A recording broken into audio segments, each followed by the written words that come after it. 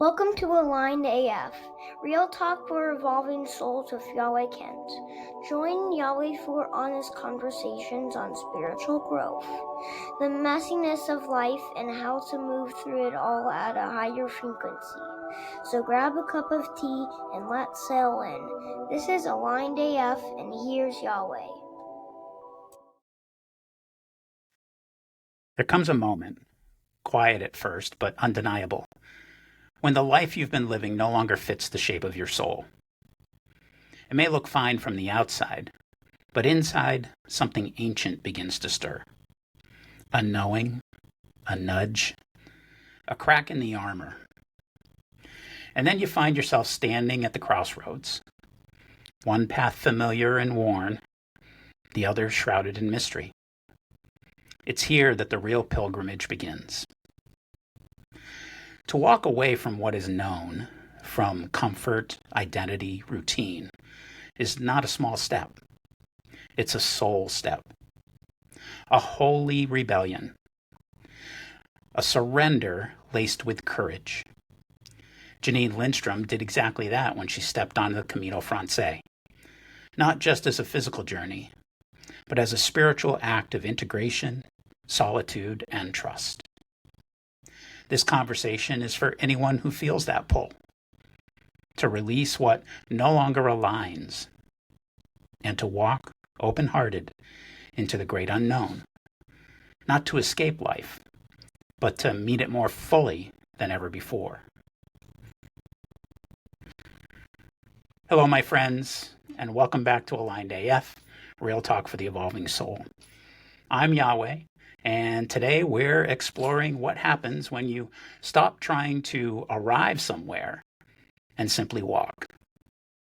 My guest is Janine Lindstrom, a writer, yoga teacher, and self-proclaimed Buddhist Catholic, who recently completed the last 100+ miles of the Camino Francés.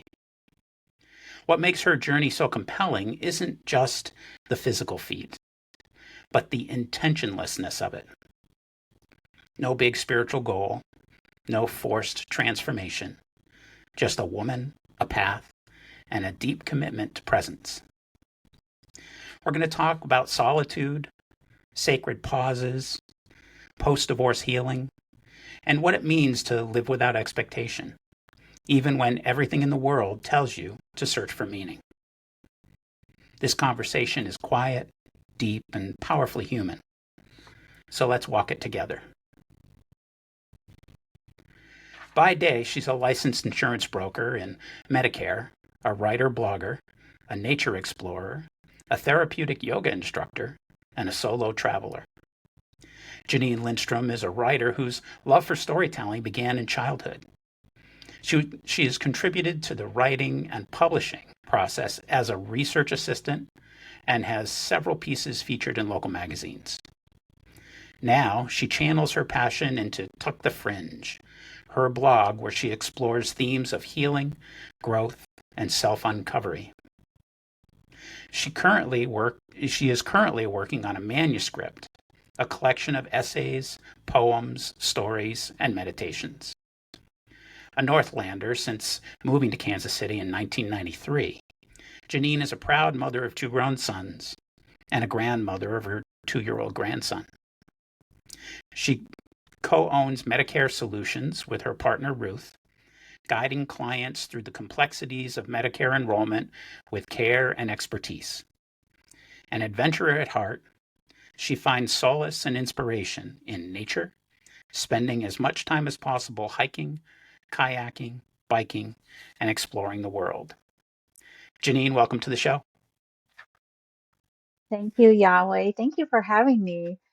The beginning of that was, boy, it really caught me in the throat a little bit. I didn't know I did that, or I was that. Yeah, right? It was Well, beautiful. Thank you. well, you're welcome. It was inspired by everything we talked about and the words that you sent me, and I'm really excited to have you today. When I was talking to my friend Karen about the podcast that she and I were doing, and she said, "Oh, by the way, I have a friend that just did the Camino," and I was like, "The way?"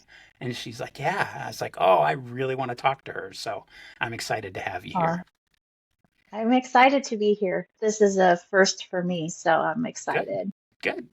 Well, I'm that's all great. about experiencing new firsts Yeah, in this yeah, stage yeah. of life. Yeah, I hear you. It's exciting to have that little bit of trepidation, that little bit of fear, like Right. I don't know what's going to happen. But when you stop and actually start to embrace those feelings, you get Yeah, some great stuff on the other side of it. You really absolutely. do. Yeah. Yeah. Well, I'm glad you're here today. Thank Um, you. why don't you take a moment and just tell us a little bit about yourself, maybe that I didn't touch on? Well, gosh, everything you said is pretty accurate. Okay. I am a trained yoga teacher. I am a trained therapeutic yoga teacher, but I no longer have my studio. So that I just wanted, because if my students are listening to this and they're going to be like, wait, are you still teaching? Because they're always When's like, when's the can't next you just class? can't you just teach one class or something? So just to make that clear, but yeah, that's pretty accurate. I think. Um, right now at this stage of life, I've got a lot of really amazing um, things happening in my life and amazing people. And, I'm blessed by the work that I do. I love the work that I do. It's in helping people, and my clients are very dear to me. So that's a big part of my life. But the other part of my life, and the realization too, is the work that I do gives me the pause and the freedom to be able to get out and explore and Yeah. have the flexibility to, hike in the middle of the day when the weather's beautiful, and so that is wonderful too. So Yeah. but no, everything was pretty accurate. I do have two grown sons. I have a daughter-in-law and a little grandson, and my little family unit, I just couldn't be happier with. We have wonderful times together when we get together, and it's such an amazing place to be when you start to see your children as adults as they make their way through. And I mean, thinking back to when I was their age and kind of stumbling through everything, Yeah. um, and and and then, of course, anybody who's a grandma knows. It's just, they say it's like it's the best thing ever, and you just don't even know how great it is until you experience it. But yeah, Right. that's true. Yeah. Yeah. The ability to just spoil another human being and then give it back. Right. Yeah. I can get this Yeah. kid all And wired up and ready to go, and then he's yeah, yours. right. And Lawler, my grandson, his name is Lawler. Oh, cool name. He has been a happy boy since the day he came into this world. He is just such a bright, happy being of light. Like of course he's two, so he has his moments, but they are so Sure. rare, Yeah. Yeah. when he gets upset with something or so. I think that's too, we have such a great time together having our Yeah. little adventures. So Yeah. And now definitely a great place to be. are you grandma or nana, or like do you have a special name? Well, he hasn't really decided on that yet, and I'm Okay. leaving it up to him, but everybody else um, wants him to call me Nini. Since Okay. my name is Janine, Oh, they want him to call me Nini. Um, he'll just decide what he decides to call me. yeah. Yeah. So Kids I'm kids are fine good with at that. whatever. Kids are good Yeah. at that. My Yeah. Yeah. I mean, he'd call me whatever he wants. yeah. Yeah. Just call me. Just call me. Yeah. Just call me. Yeah. Yeah. Okay, well, let's start into this thing. To start with, there's probably going to be quite a few people that don't even know what the Camino is. So, hmm can you describe the Camino to someone who maybe has never heard of it? Sure. So the Camino is a series of trails in Spain. There are several. The Camino Francés, which is the one I was on, is the most popular, and it is known to be religious or spiritual pilgrimage across Spain. And it is to be following in the footsteps of um, Apostle James. Okay. So James the Greater. There was two James, so this is Okay. James the Greater. And the reason it's significant is because it's said to that his remains are said to be at the um, Santiago de Compostela, the cathedral there, Okay. and they have a tomb there, and so that's the history of it. And he was the first apostle to be martyred for preaching the gospel, and he did so in different parts of Spain. So that's my easy version. Yeah. You could Google it, and there's a lot of really deep history of it, but that's my easy version. Okay. That's kind of what I put together when people, because when I decided to do this, people would ask me, what is it? And so I had to put together a little, paragraph for myself to tell people, because Sure. every time I would tell somebody, I would have a different way of explaining it. Yeah. Well, maybe it means a little something different every once in a while It too. does. It is. Yeah. Yeah, it's a spiritual journey for many people. But for some, it's completely a physical, right? Yeah. For Yeah. some, it's completely a physical journey. So, it might be, some people bike it. Yeah. Um, Most people hike it, but there's a lot of people that aren't have no spiritual reason for being there. They're not interested in the history of it. And that's okay. You see all types of people taking this journey. See, I can't imagine it not affecting somebody in a spiritual way regardless. I mean, they may go into it for Right. just the physical walk of it all, but that has got to do something to you spiritually, emotionally, mentally. Absolutely. Absolutely. And so I think, and I have um, stories from the group that I was with. Many of them met people along the path that Hmm. had no spiritual connection to it, but after experiencing that, they did. I mean, Yeah. one young man, um, so I was there with a group, although we were kind of separated. We didn't necessarily walk together, but Hmm. we came together at the end of the day. I was with this group, and one of the gals actually met a young man, and he's like, I don't know why I'm here. Yeah. And she knew that Spirit was telling her before she went on the Camino that she was going to meet someone and have this connection with. Uh, And she met this young man, I believe he was from China, and uh, they connected in a way that did become spiritual. yeah. Yeah. You go 2,000, 3,000 miles from home just to meet the person that is going to mean the most to you for a while. Right, exactly. Yeah, yeah. So there's all sorts of stories like that. Yeah. Yeah. Yeah. Yeah. So let's talk about where you were at in your life prior to the Camino, and then what inspired you to take the pilgrimage. Okay.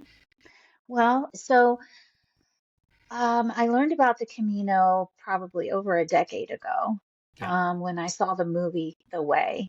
yeah, amazing movie. And it really spoke to me, but it wasn't like the Camino was a bucket list item, Right. It wasn't like, oh, I've got to do that. But it was always in the back of my head as something that I would probably experience one day.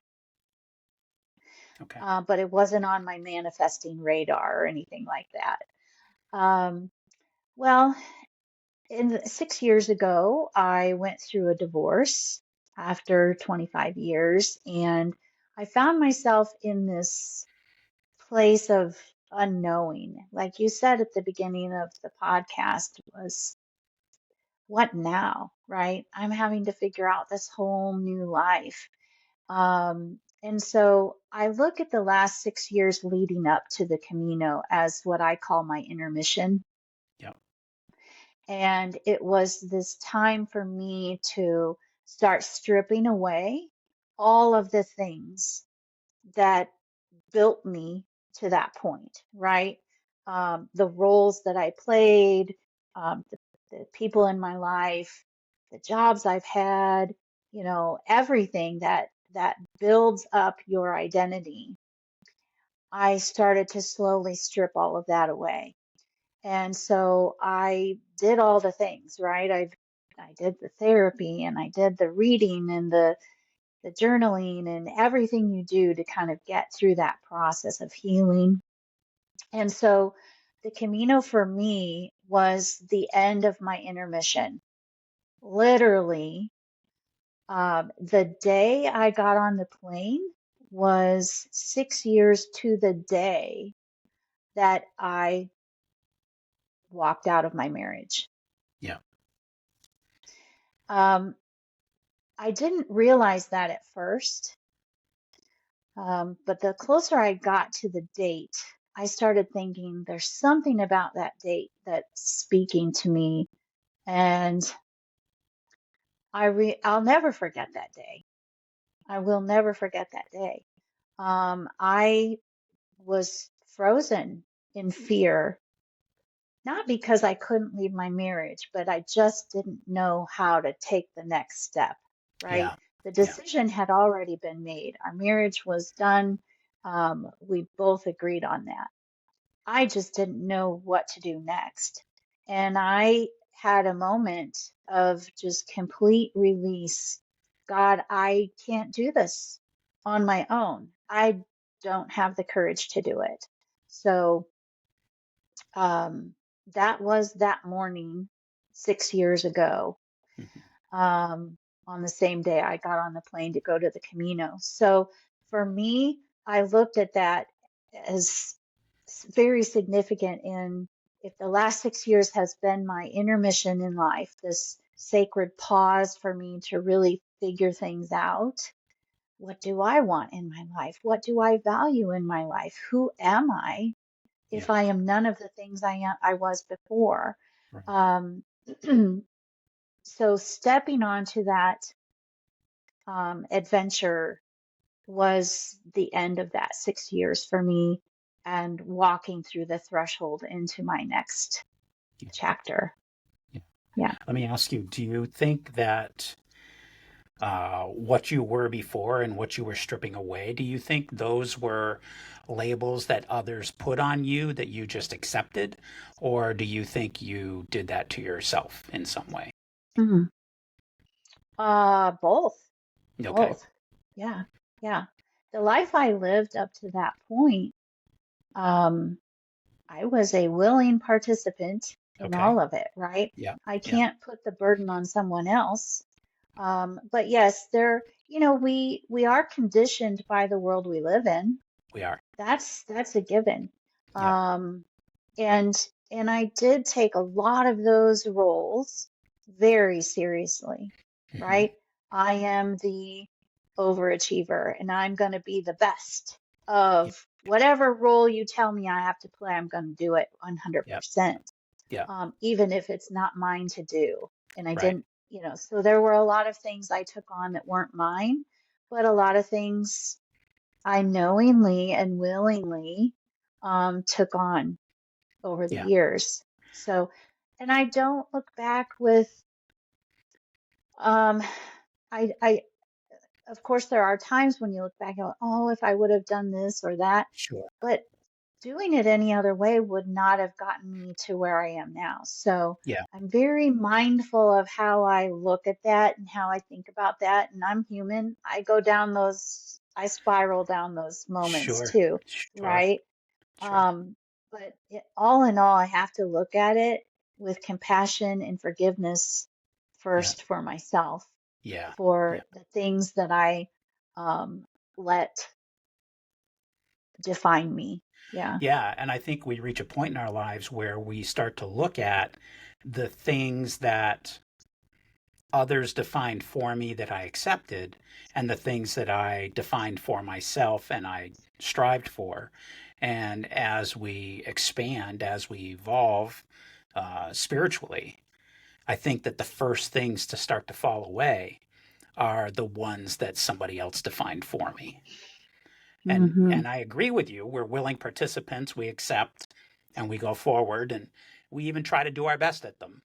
But those Hmm. tend to be the things that fall away first, because as we evolve, we start to realize, yeah, you know what? That never really was me.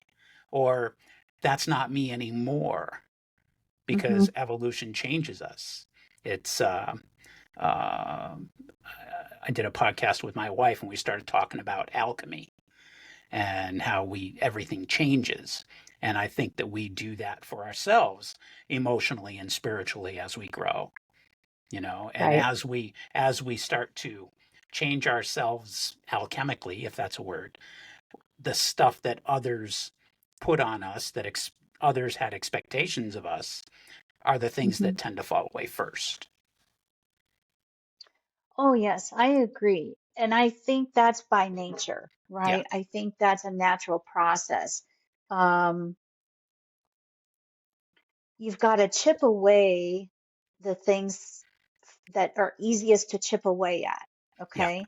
yeah, So the things that are easiest to chip away at are your perceptions of me, your opinions of me, who you've created me to fit your pretty little picture, right, right? And right, it's interesting because when you start doing that, not it's not just those things that chip away those personalities or roles or what have you. It's also the people that helped create them, yeah, yeah, it right? is, So when you start to set boundaries or stop people pleasing to be accepted or stop trying to be friends with everybody just to be friends with everybody, people don't like that, right? So certain right, people are going to right. fall away when you start to release those things.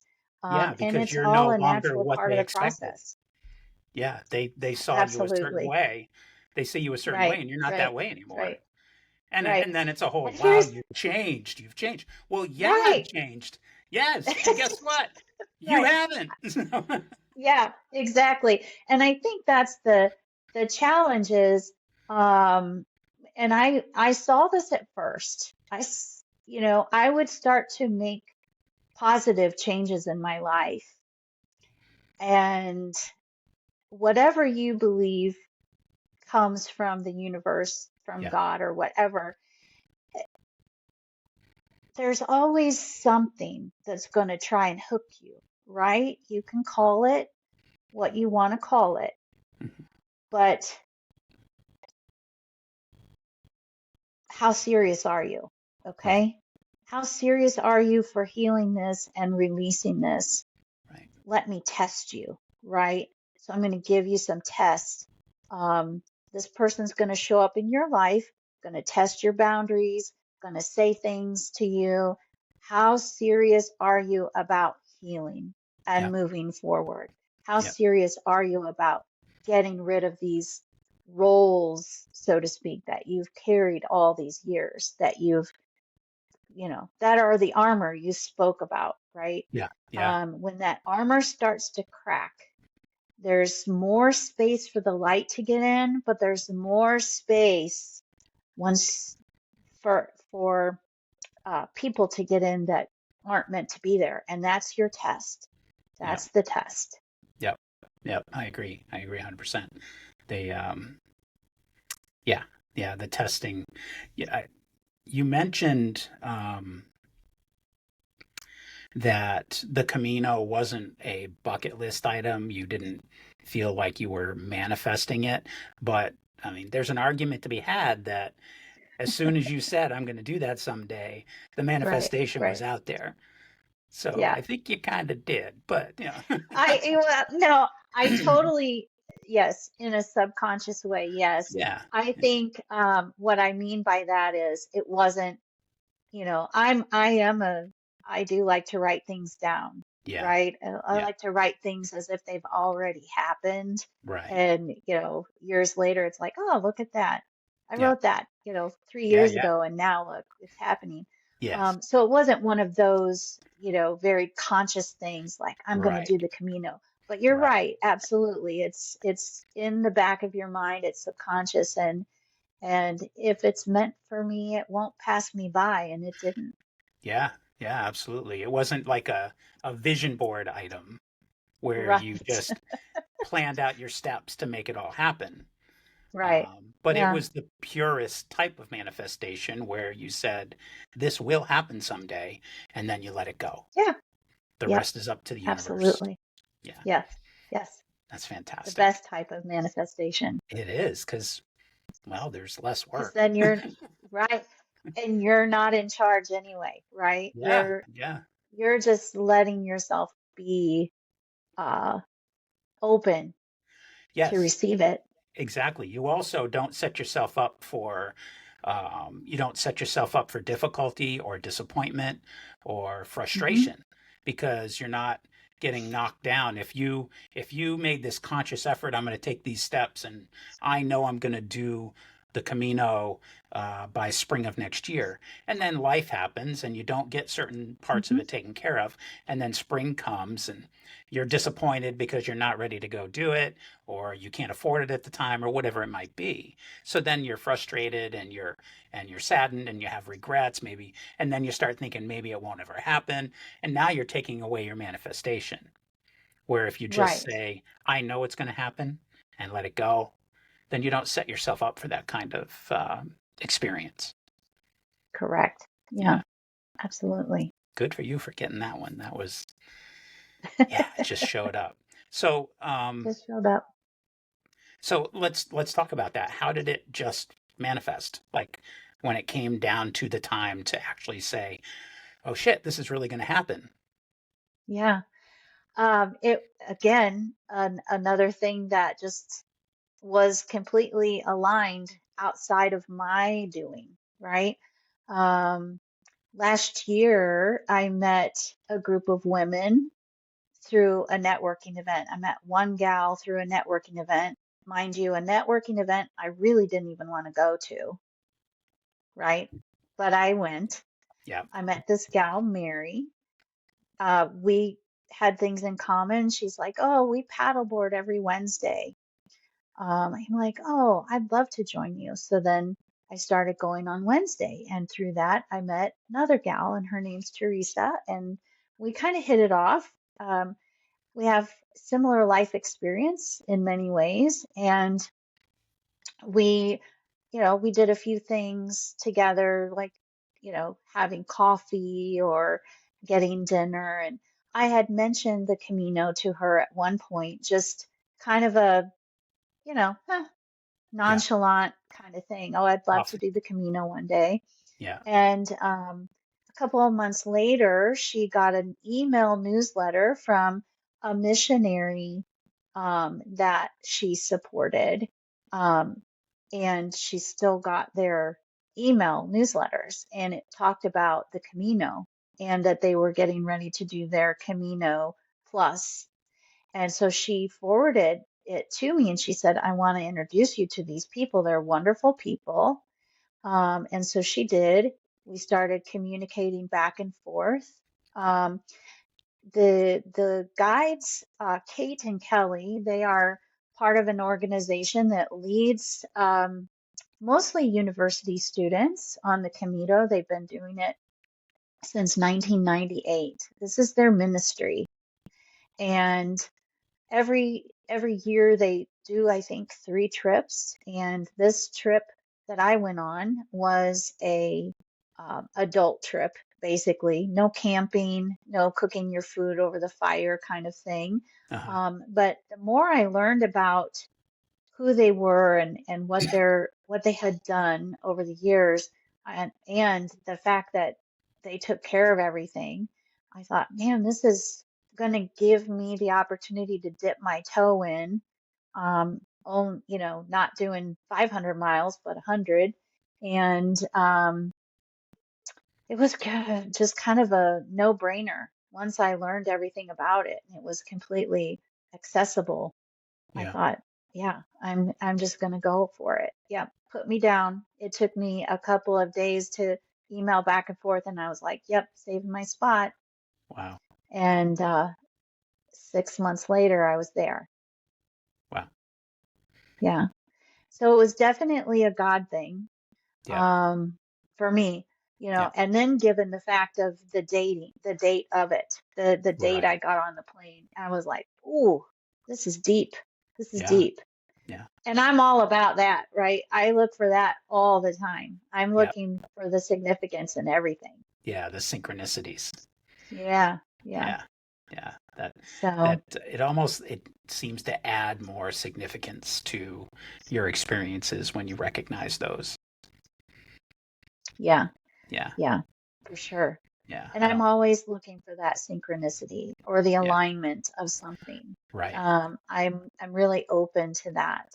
Yeah. I think there's a reason for everything. I agree. I agree 100%. Yeah. Um, so you mentioned that when we talked before, you mentioned that you mostly walked it alone for the hmm most part. What did that solitude reveal to you? How did it help you? Um, walking alone is not new for me because I'm single, I live alone, I travel alone a lot, and I hike alone mostly. I mean, I hike with friends too, but mostly I hike alone, and it's my time with God. And so, so being on the Camino, um, and being alone, I think was interesting because it didn't, I'm with a group of 15 people. And each morning we're starting at the same time, right?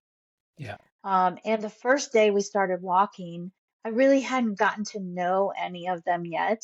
And so I just started walking and they, they're walking their pace. And I think it just naturally progressed to the point of you spread out, right? You Yeah. start to separate a little bit.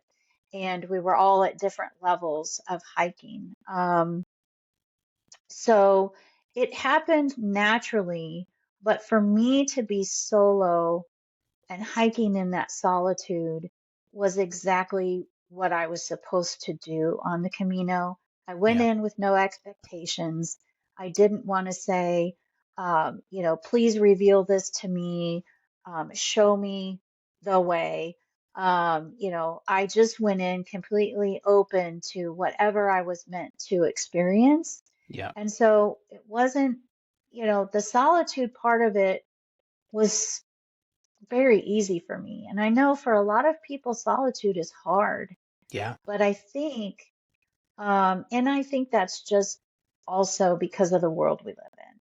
Yeah. But gosh, I am a big believer that we need solitude every day Yeah. to really reset ourselves, Yeah. Yeah. to de-stress, to come to a place of grounding so that we can be out there living fully Yeah. for the people, for ourselves, and for the people that we live for.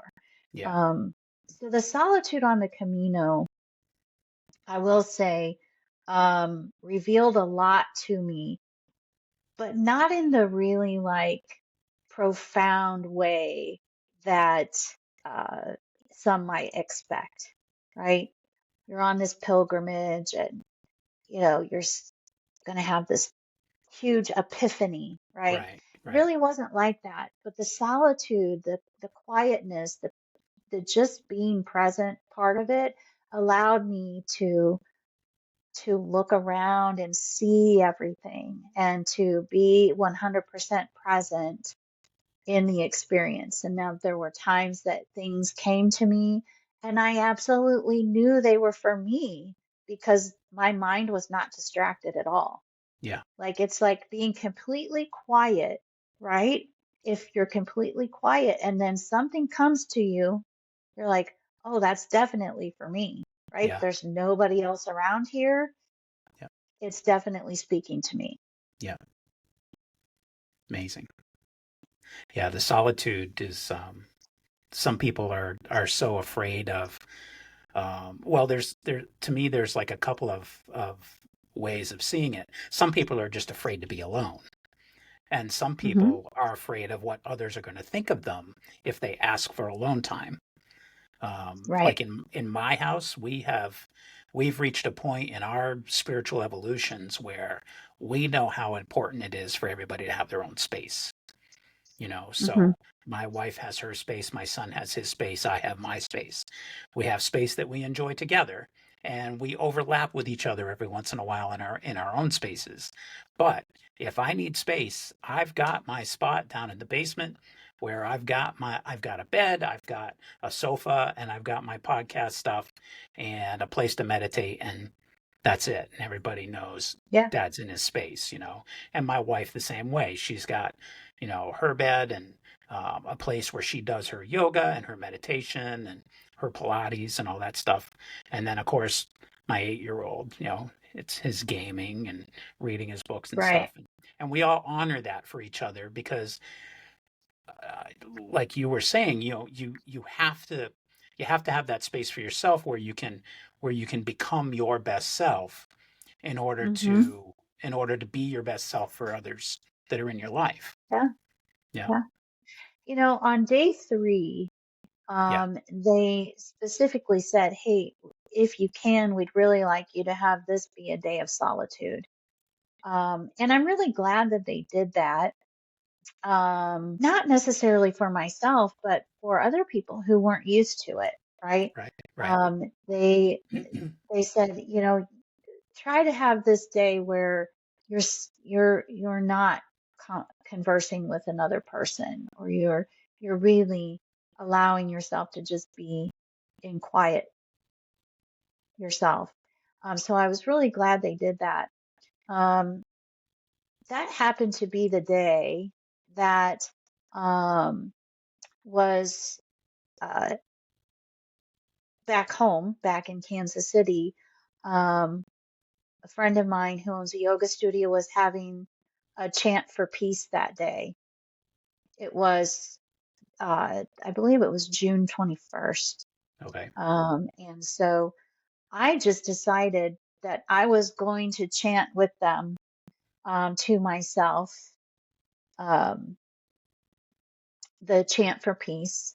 And I did, all day in my head, sometimes out loud, sometimes in a whisper, depending on, where I was. Yeah. But yeah, and that felt really great. It felt really great to connect with um, the people back home. Yeah. And yeah, so the solitude, it's easy for me. It's necessary for me, um, daily to have Yeah. that. Yeah. Yeah. You recharge that way. Hmm. Yeah. Yeah. Yeah. I hear you 100% on that. You had said to me, when we spoke, that you saw the journey like a sacred pause for you. So Hmm. what does that mean to you? How does that show up? Um, so like I said before, the last 6 years has kind of been an intermission for me. Right. Right. Um, I looked at the first, let's see, I was 49, so the first 49 years as act 1 and 2 of my life. Hmm. And then, and, 50 to now 55, 49 to 55 as this intermission. Like, what do I do now? If the next, let's say I have 30 years, 33 years, or whatever, if this is my act 3, how do I want to live it? And I think the last 6 years of intermission has given me, again, stripped down the things that needed to go away. I look at my values, what's important to me, and how I want to live my life. Yeah. So this whole 6 years has been a sacred pause.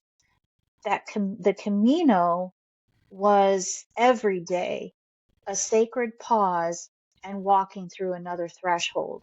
I started in one spot and ended in another every day. Right. So over and over, I was walking through a threshold. We hiked 7 days, right? Yeah. Yeah. So every day was that threshold. And I found it to be completely that sacred pause, Yeah. every one of them, every day, Yeah. just pushing me towards the end Yeah. of that 6 years.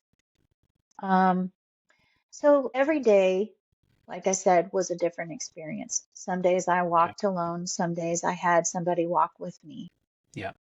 The last day when we enter Santiago de Compostela, this is where the cathedral is. Mm-hmm. Um, it started to rain. I think we started maybe at 8 o'clock. By 8:30, it was raining, and not a heavy rain, but pretty steady. And I just didn't bother me. I put my rain gear on, and I just kept going. I knew I wanted to get to the cathedral in time for the mass at noon, and they said try to be there by 11 because they start lining people up. There's thousands of people every day, right, that are trying to get there. Yeah. Um, so I knew I wanted to be there. The morning started off, it was very quiet. It was the rain coming down. And the one thing that came to me, there were many things that came to me over the days, but the one thing that came to me that day was the Who song, Rain, Love, Rain Over Me, right? Okay. Yeah. And it just, the chorus of that song just kept repeating in my head.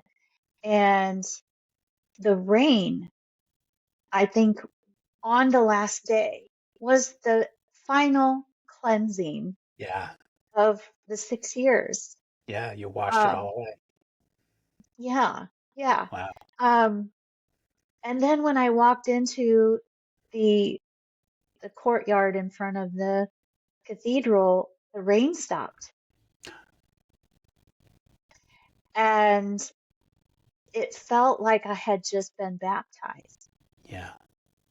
And then to go into the cathedral, to experience the mass, the pilgrim's mass, um, was just the perfect ending to those 7 days Yeah. and the last 6 years. It was, like I said, every day was just, my mind was clear. I had no expectations. I wasn't experiencing these huge epiphanies. God Yeah. wasn't saying, these big things to me. It was just completely being present. And to end the 7 days with that was, again, another alignment. Yeah.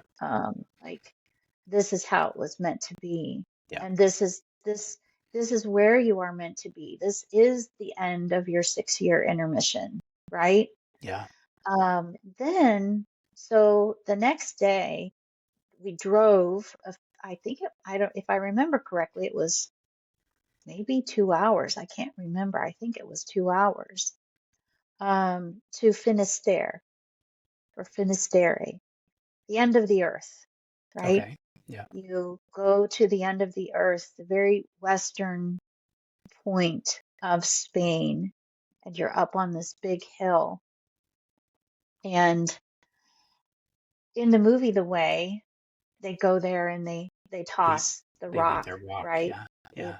leave the rock. Um, so I had gathered a rock that one of the young men, that he's 8, his name is Christian, he was on the pilgrimage with us. He was And, 8. and yes, and Wow. I'm telling you, he was, yeah, his faith was stronger than most of the adults I know. Wow. Right? He was just such a neat young man. So he gave me a rock. He gave me several. I kept one because I have a base full of rocks that I gather on my trips. Yeah. And I kept one. And then the other one was just a nice, smooth, flat rock. And I just held that rock and I put everything in it from my first two acts and my Yeah. intermission, Yeah. everything up to that point. And I stood on the edge of the earth, overlooking the ocean, and I threw that rock. And with it, I threw every burden.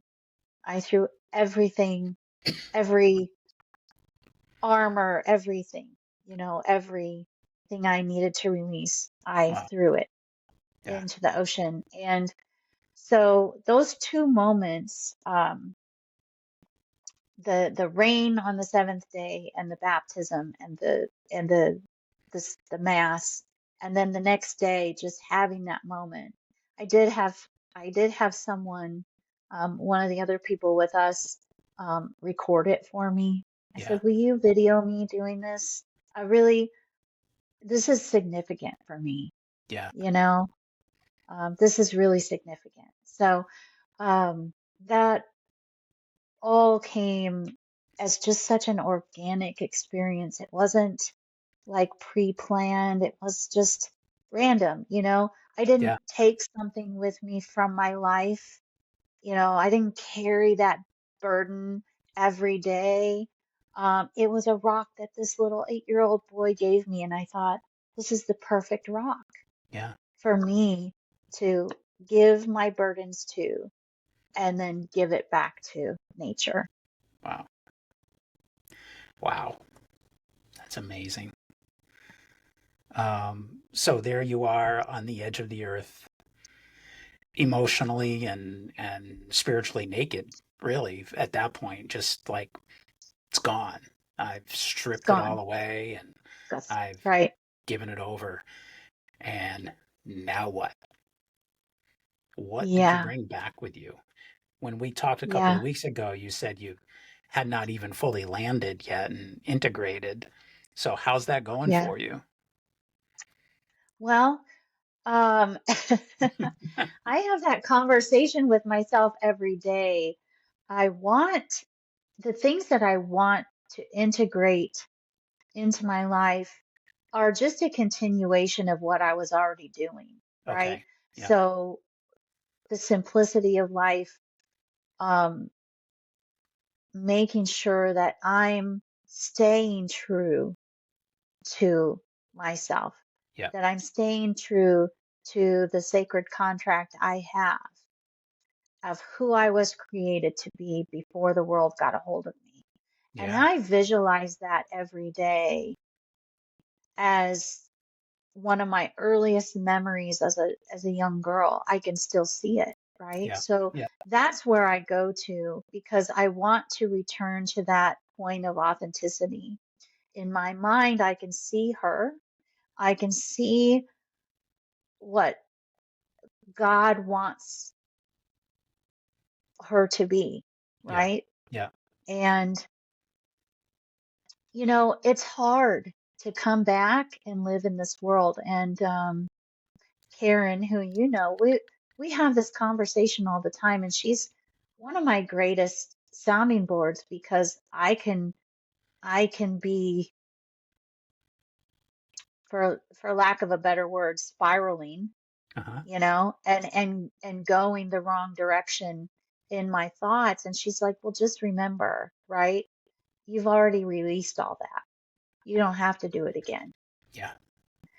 right? Yeah. But the world wants to remind us of how broken we are or how, insignificant we are or how we're not enough. Yeah. And so I am just reminded all the time, like, nope, I've already walked through that threshold. Yeah. I'm not going to repeat it again. And God did not bring me to this point not to carry me forward, Right. right? It Right. would be dishonoring. It would be an act of violence. This is an act of violence on my heart to not honor where I am now, Right. right? Right. So even in the moments where it's really hard Yeah. and the world gets the best of me, I don't I don't sit there very long Yeah. anymore. And I think if anything, that comes from the Camino. Yeah. That comes from um, that significant amount of time walking 100 miles, you know, each step a rhythm of letting go. Yeah. And so if I can continue, well, not if, but as I continue to bring things back into my life, I think it's more simplicity and just knowing, like, you did it, right? Yeah. That was the threshold. You don't have to go back anymore. You No. don't have to revisit it anymore. Because I mean, honestly, that is part of healing, right? You Yeah. do have to revisit things. Yeah. You can't just go, well, everything's good. Yeah. I mean, I'm type A. I'm going to read every book and I'm going to learn everything. I'm a learner. I want to know. Give me the checklist, like Yeah. check, check, check. I'm going to check it off the list. Those are all good things. Those all help you to move forward Yeah. if you're diligent. Right. Um, but that's not it, right? It No. comes down to going back again to when you were created at the most authentic level of yourself Yeah. before this world got a hold of you, Yeah. and who is that person, really Right. knowing that person. Right. Right. It's people don't realize how easy it is to backslide because that energy that you used to live in was there for so long that Right. as difficult and challenging and maybe even horrible as it may have been, it became comfortable because it was what you were used to. And what we're used to, we tend to gravitate towards because the other Yeah, way is a lot of work and it can be scary because I don't know what's there. But my goodness, it's so rewarding when you actually it is. continue forward. And to realize you said you mentioned that we do revisit things, but to be able to revisit it as an observer instead of a Hmm. participant is a Correct. huge revelation. And that when you can do that, it's in that moment when you realize, yes, this is fully behind me. Yes. Um, and when you can come as the observer with compassion, Yes, yes, right? yeah, I don't observe things anymore um, as someone who is like, has any kind of negative um, thought about it, right? I observe it with compassion and forgiveness, whether it's another person, whether it's a situation. I just have to come from a place of compassion. And I think the whole the whole process of life is to get to that point of consciousness where you are there, right? yeah, You are being conscious, not subconscious.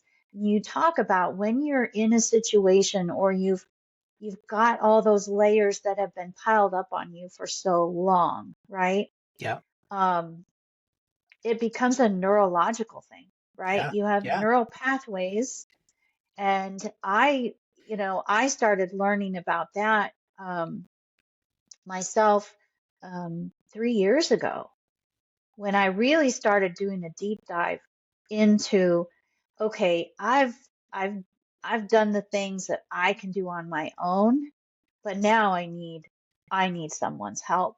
yeah, So I started diving into um, the neural pathways that are created through trauma. And how do you heal those? How do you get out of the cycle? yeah, Um, and it's hard, let me tell you. yeah, I worked with, I call him my brain coach, but I worked with IFS therapy. And it's literally about addressing all of those parts of you, right? right, And having a relationship with those parts of you and coming to them as a adult with wisdom versus a child with wounds. Yeah. And what fascinates me, because I love learning, I want to learn. Don't just tell me what to do. I want to know why.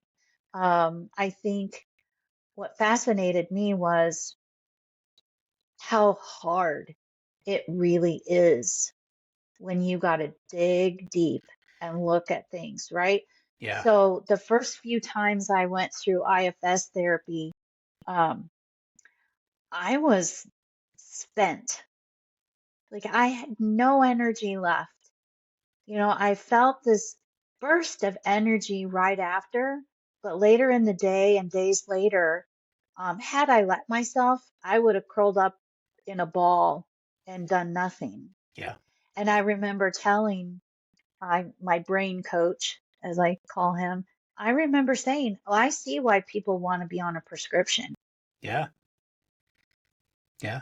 Be much easier for me to walk into the kitchen, grab a pill, and have some water and be done with it, right? Yeah. But Yeah. that's just not me. Right. I want to get to the root cause and I want to fix it. Right. And I feel like I have done that. So again, I don't need to revisit it. And that's part of the Camino, what the Camino's done for me. What a blessing that is. Hmm. Yeah. Um, so you mentioned to me that you are now working on a book. Hmm. So tell us a little bit about your book. Sure. Well, you mentioned earlier my blog, which is Tuck the Fringe. Hmm. I've been writing for years. I had a blog. I think I started my first blog in 2012 when I first really started going through yoga teacher training and I was really diving deeper into the teachings. Um, then it turned into, it went deeper as I started teaching and learning about just what I call self uncovery, right? Yeah. Yeah. It's not recovery, it's just uncovery. I'm uncovering. It's not that I don't know, it's not there. It's still there. I just got to Right. uncover it. Right. So I've been writing a lot about that for years. And so um it's been in my heart for several years now to write a book. And I just always was like, yeah, I don't think I'm not going to write a book. But I had all this stuff that I'd written, chapters after chapters. So the desire kept getting stronger.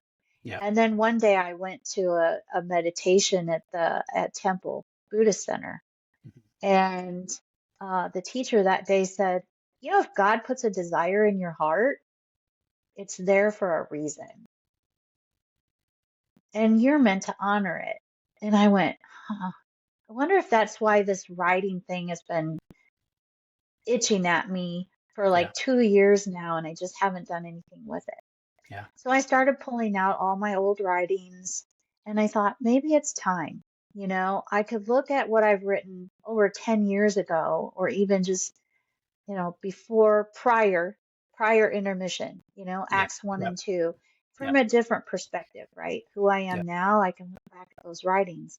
So I started writing, and about three-quarters of the way through, it's like, this is good, but it's not meant to be in this format. It's meant to be short clips of whatever, right? So I came up with the idea of untucked, not tuck the fringe, but untucked. And untucked is, reflections for the soul's unfolding. And Okay. they are a series of my journals, prayers, meditations that I wrote when I was teaching yoga. And um, so I've been writing that now. I'm in the process of, now that it's most of it's written, I'm formatting it. Hmm. And I, hope to have that done soon. But I'm taking my time with it and just asking. what is meant to be to come Sure. through me, that I'm a Sure. conduit. It's not meant for me to decide. So sometimes I go back and I look at a journal entry and I think, oh, this is really good. It should go in the book. And then I type it up as a reflection. I'm like, yeah, it's not that great. Mhm. You know, so I'm kind of in that process, but it feels really authentic to me to write this style Yeah. of book. Yeah.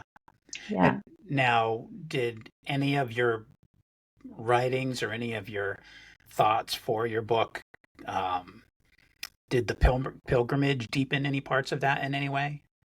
Has anything changed for you for Yes. that now that you're back? Yes. It didn't change. I think it just solidified it.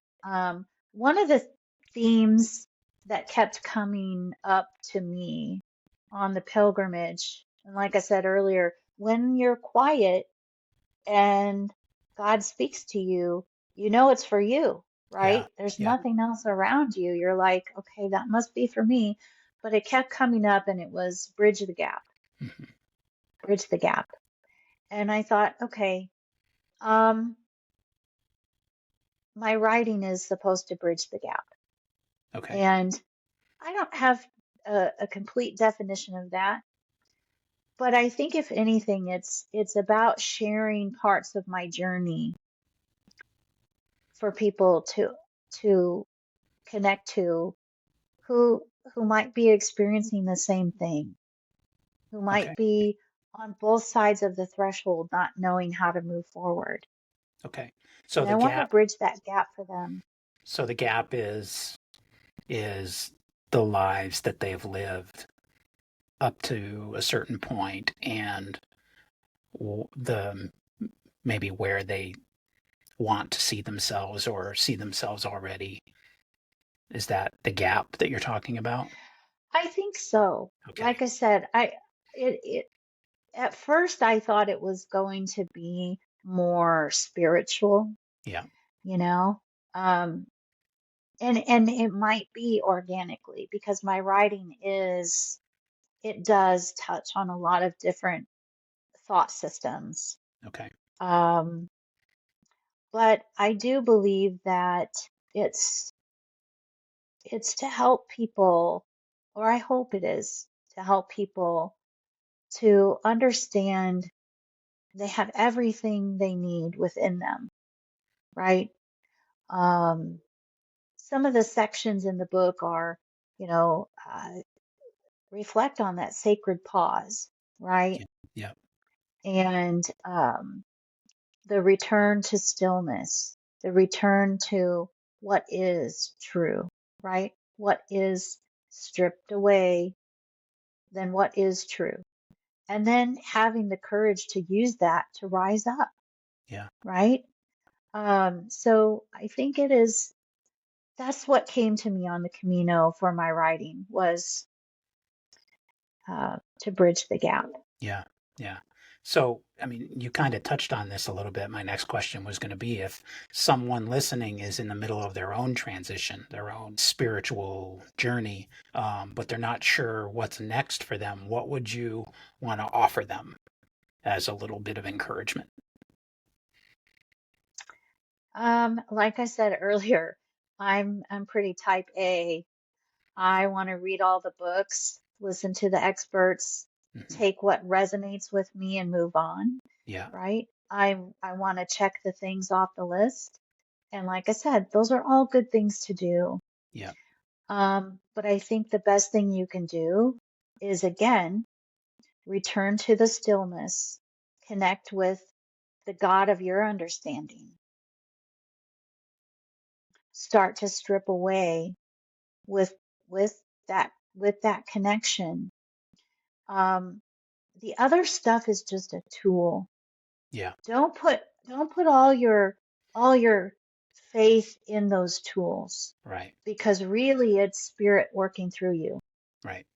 And you could have all the tools and have no relationship with God. Yep. So you need the tools. I'm Yep. not saying you don't because I love the tools, right? Yep. I'm writing a tool. Yes. So I hope, but yeah, I would say got to really return to that place that is that deep soul connection with God, um, whatever that looks like for you, Yeah. right? And maybe that's part of bridging the gap too. Is I've known who God was for me since I was very young. Yeah. I have felt that connection. So I believe you have a connection to spirit, to the universe, to the Holy Spirit, to the divinity, whatever you want to call it, right? I think Yeah. we all have that. Yeah. So the first thing I would say is you've got to really get quiet and reconnect there. Right. Um, I would say that, that will guide you to the other things that you need Yeah. One in your thing life.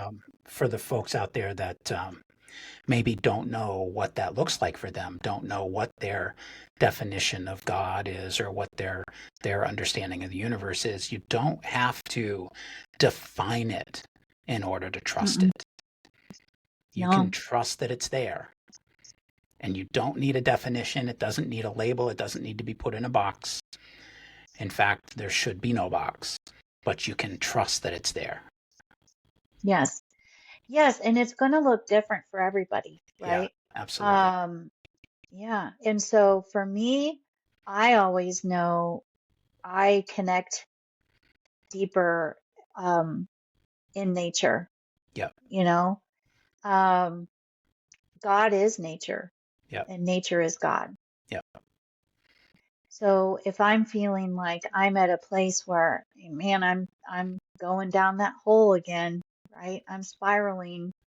I'm having my own pity party. yeah, Um, I'm gonna get out in nature, you know.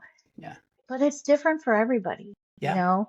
yeah, Um, some people find God in music. Some yeah, people find God in meditation, and I do as well. But it's going to look different. It's going to feel different for everyone, you yep, know. yep, Um, just depending on you. yeah. So And honor. And that's why I say God of your understanding. right. And to be okay with the idea, with the thought that not every single tool is going to be right for you. You Oh know, gosh, no, you can't use them all. I'm not going to fill my no. garage with a bunch of mechanics tools if I'm never going to work on my car. It just doesn't make any sense. I know that they're out there, Right. but there's Right. no point to them for me. But don't you think too that that's what the world wants us, that's what our culture wants us to do, Yes. right? Get Yes. all these tools. And Yes. I can tell you, I mean, the tool thing, that's a perfect example. We continue to pile on and consume more, Yeah. thinking that that's going to get us to the point where we need Right. to be, Right. right? Right. And It the promises that doesn't. are connected to those tools, where it literally will Right. say on the back of the book, when you're done with this book, you will have this, and you will have this, and you Right. will have this. Right. And in No. 99 of 100 cases, you're not going to have it. It's not Yeah. it's not yours Yeah. with this tool. Yeah. And that's And that's okay. why I say, yeah, take what resonates with Yeah. you, Yeah. right? I Yeah. think there's beauty in all ancient wisdoms. I think there's something to be learned in all traditions, Yeah. in all philosophies. Yeah. And that's that for me, I love learning, especially from the mystics. Yeah. I Yeah. love that just, wow, it really opens my mind to understanding more. Yeah. And, and tools, by the way. I mean, there were things that resonated with me 6 years ago that absolutely don't now because Right. I'm a different person. I'm a completely different person, Correct. right? You have to realize if you are continuing to do the work, you will continue to grow and heal and become more authentic. You've got to realize there are a lot of things in your life, including people, Yeah. that are no longer meant to be, Yeah. right? Doesn't Yeah. mean that it wasn't meant to be at some time. It's just that if you're a new person, if you're a changed person, if you've done work and you've changed certain things about yourself, Hmm. then it's just not going to resonate with You're you right. anymore. You're right. And I don't Yeah. want to. I don't want this to sound like I'm speaking down about people, but people are tools as well.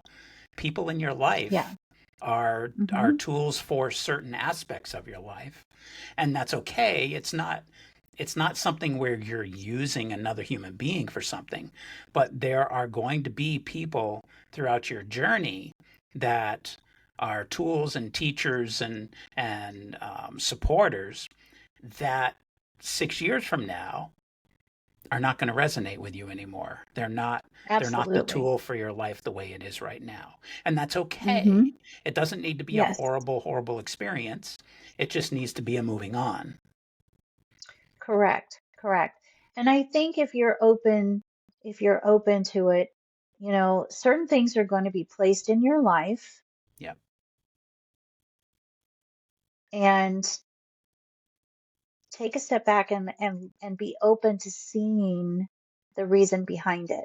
Yeah. Okay? Even if you have someone that's challenging in your life, or had someone, and you're at a place now where you're past that, but you're still wondering, like, you know, there is something to be learned Yeah. and given through that process. That Yeah. person was there for a reason. Yes. Um, and and so, not that you're not affected by it. You have to Yeah. grow through that. Yeah. But yeah, and come from a place of compassion and forgiveness. Yeah. And if you can't see right away what they're there for, what that person is in your life for you, it's okay. Just trust that Mm-hmm. there's a reason. Yeah.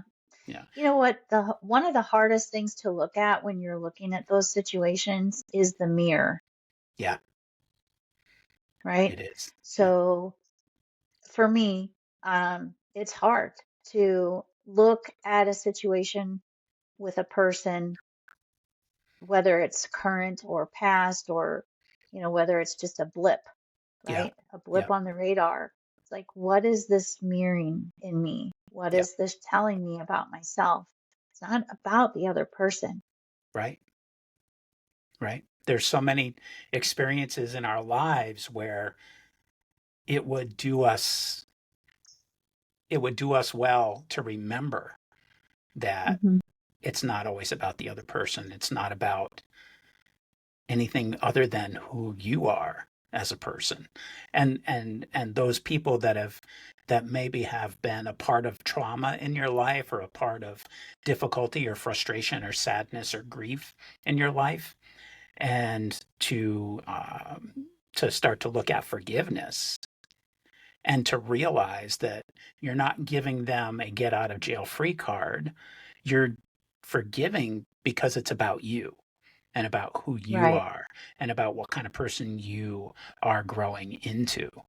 And do you want to carry all that negativity with you going forward? Well, no, I right. don't really want to. Then you need to forgive. Well, let me tell you, um, that is a process, It is. right? I wanted for so long closure, Yeah. right? Yeah. And I was trying to get closure, um, from my marriage. I Yeah. was trying to, like, you know, I went, you know, I went through the stages of grief Yeah. many times, Yeah. right? And I wanted closure, and I wanted it from him, right? Impossible, No. impossible. And closure and forgiveness, same thing, right? I, so it was a moment, and it was just like, wow, it was a physical feeling of, like, this is no longer, right? Yeah. Truly forgiveness, Yeah. truly compassion. I wish compassion on this person, I hope this person has healed the pain that they carry. I Yeah. truly want this person to be happy and have gratitude and peace in their life, right? And when I got to that point and I was like, I want these things for this person. Invested so much time in this person. I can no longer be angry. I can no longer be resentful or bitter. I want what's best for this person. Yeah. And that was like, whoo, Yeah. like the weight just like these forgiveness bubbles like Yeah. lifting off of me. And I was like, yeah, it is simple as that. Yeah. And I forgive myself. Yeah. Like we were both in this marriage. We were Yeah. both in this relationship. It's not one-sided. No. If anything, I can look back and go, yeah, I really wasn't equipped for it. Mm-hmm. Um, but it is who it brought me to the place of where I am now. I Yeah. wouldn't have been this person Yeah. otherwise. Yeah. You're So absolutely right. yeah, yeah, Yeah. What a relief that is when you finally reach that point. Huh? It's like yeah, you lost 175 pounds. You right. know? Yeah, Yeah. for Yeah. sure. It's a big difference. Um, wow. So thank you for all you've shared with us today. Is there anything else you'd like to share with the listeners, where they can read your blog? Anything you've got Sure, going on that you'd like to share? sure. Well, my blog is tuckthefringe.com. And that's And you, TuckTheFringe. yes, Tuck the Fringe. yes, Okay. yes. So as a therapeutic yoga teacher, I taught a lot of restorative poses, and we use a lot of props like bolsters and blankets. And every day in class, I would show people, and before we would get into these really deep relaxing poses, and we would prop you up with the bolster, put the blanket behind your neck, wrap your arms. I mean, we did a lot of things to make people feel comfortable. And I would always say, I would teach how to fold the blanket or roll the blanket. And I would always say, because a yoga blanket's got fringe on the end, so I Yeah. would say, okay, start here and tuck the fringe, right? Oh, So you're wow. rolling the Okay. blanket and you're going to tuck the fringe because you don't want the fringe bothering you or, sticking out or clumping up. It's kind of like the princess and the pea. When you're going Yeah. into deep sleep or relaxation, you want to be comfortable. So I just kept saying, tuck the fringe, tuck the fringe, tuck the fringe. And it just became a term that my students grew to expect me to say. Yeah. And if I didn't say it, they would say it for me. Wait a minute. Don't you need us to tuck the fringe? And then one day in class, I'm just teaching as I normally do. And I said, tuck the fringe. And everybody goes into this relaxation pose for like 10 minutes. And that entire 10 minutes, I sat there and I went, I've been tucking my fringe my entire life. I've been hiding my fringe forever. I have been trying to put myself into this neat little package my whole freaking life. And so it was that moment when I was like, huh, tuck the fringe now. It's an anthem, right? Yeah. And so I write about those moments where we tuck ourselves away, where we, like what you said at the beginning, where we are performing at the level of everyone else's opinions, expectations, Yeah. right? All of these roles that we create in life to fit this persona Yeah. that isn't who we are in the first place. There's snippets of who we are, weaved into it. Yep. So Tuck the Fringe, that is my blog. You can also find it on Facebook. And when I started writing the book, Tuck the Fringe, and it was more based on chapters and essays from my life, and then I switched it over to this, I started taking the chapters apart and creating these miniature reflections. Uh-huh. I don't call it a devotional because it's not something you're going to pick up every day and read, one per day, but Yeah. it might be something you read from start to finish. It might be something that is just maybe you look in the table of contents and you go, I need to read about forgiveness today. Yeah. But it's Untucked is the title. Untucked Reflections for the Soul's Unfolding. So whereas Tuck the Fringe was how we tuck everything in, Yeah. now we're unfolding it, right? Yeah.